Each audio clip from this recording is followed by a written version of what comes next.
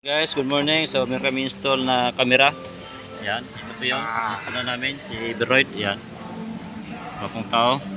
So, dito naman ako, nagbaklas sa likod. Kasi ito, binaklas po namin yan, lahat yan.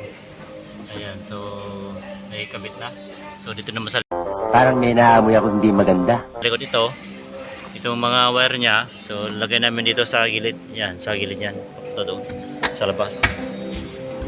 So dito naman ako sa likod. So pinaklas ko na dito. So gintistin na namin. So okay na siya. So dito linusot namin. What? What the fuck? Yung wire niya. Yung ating ayan. Para magandang tignan.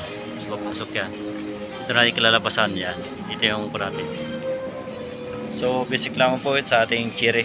Ayan. So kabit na. Ayan po. Ganda na. So, ginagawa namin ng technique. Yan. Yeah. Alambre. Yan si Yeah. Sergeno. Ayan. So, dito may hihilain yan. Palabas punta dito. Yan.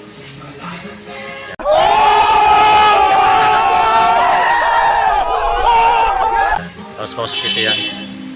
Ayan. Ganda na yung pagkatira. Para makita yung pagkakuan yung wire natin.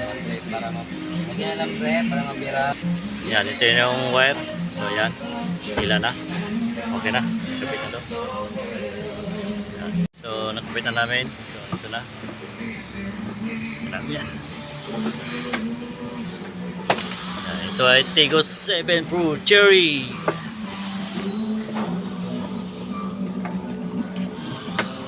Ayan. So, okay na. Parang wala lang. Okay na.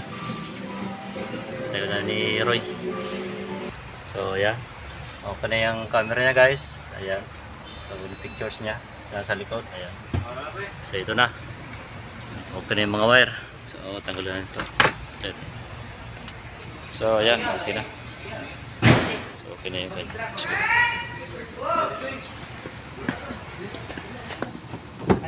So check. Hindi na may dashcam sa likod. Dili sa kuna na siya. Record na sa likod mo.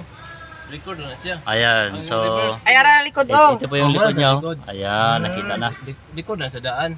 So ganun lang po Automatic kabisik kasi sigaw. ang ating pang-install ating camera. Alright, by Action. Mario Bila. Ayan guys, so ganun lamang po pagkakabit. Sis na So lang. basic lamang po yan. So maraming salamat po sa manonood sa aking YouTube channel, Mario Sanso.